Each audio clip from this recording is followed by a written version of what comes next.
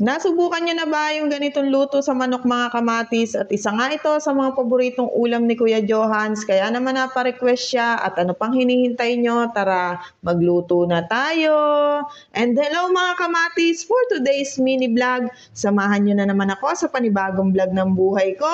Request nga ni Kuya Johans ang uulamin namin ngayon. Kaya nga ito si Daddy nakapaghiwa na dito sa kusina ng bawang, sibuyas at mushroom. At dito nga sa lababo, hinuhugasan na nga pala ni Daddy ditong chicken at i-drain nga lang niya yan at after nga niyan, titimplahan lang niya ng konting asin at paminta bago niya isalang. At sa pagluluto nga nito mga kamatis, babanghain nga lang pala ni Daddy itong chicken dahil masarap nga sa luto na to yung medyo na prito-prito ng konti yung manok. At kung magluluto nga kayo nito mga kamatis, suggest ko sa inyo na banghain nyo rin yung chicken pero syempre may iba't ibang way din naman tayo ng pagluluto dito. Bali babalik ta rin nga lang pala ni Daddy dyan yung chicken para naman maluto yung kabilang part. Aba naman itong cook namin nakasombrero pa, uy! At nung medyo na prito-prito na nga itong chicken, bali hinangon na nga lang ni Daddy para naman patiktikin yung mga mantika at after nga niyan, binawasan nga lang niya yung mantika sa kawali at naglagay na nga rin siya ng butter. At dahil nagmamadali nga siya, inilagay na rin niya tong sibuyas at hindi na nga niya binigyan pa ng pagkakataong matunaw tong butter, charing! At inilagay na nga rin pala ni Daddy tong bawang at habang nagigisa nga siya dyan, Diyos ko, amoy palang ulam na, aba naman. At ako lang ba mga kamatis o pati kayo rin na basta may nagigisa, bawang at sibuyas pa lang, aba naman, amoy pa lang, ulam na talaga naman. At anyways, inilagay na rin pala ni Daddy itong mushroom. Masarap din sa luto na to yung maraming mushroom, pero syempre, depende pa rin sa inyo kung gusto nyo maglagay dahil meron ngang iba na hindi kumakain ito. Nagdagdag nga rin pala si Daddy dito ng konting asin at paminta at pagkatapos nga niyan, isa-isa na nga rin niyang inilagay itong chicken.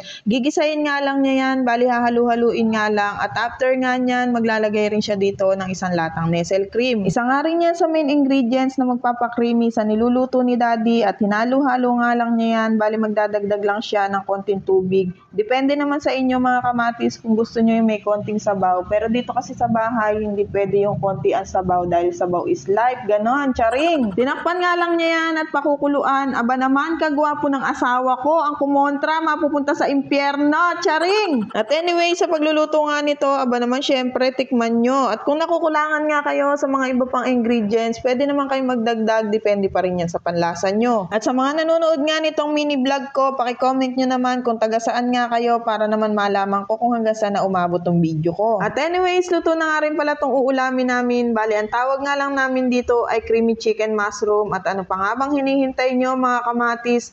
Tara, kumain na tayo. Thank you Lord for the foods. At hanggang dito na nga lang muna pala ang mini vlog ko. Kung bago ka nga lang sa page ko, paki-like, share, and follow na din. At see you sa next mini vlog ko. Ayun lang. Salamat! Charing!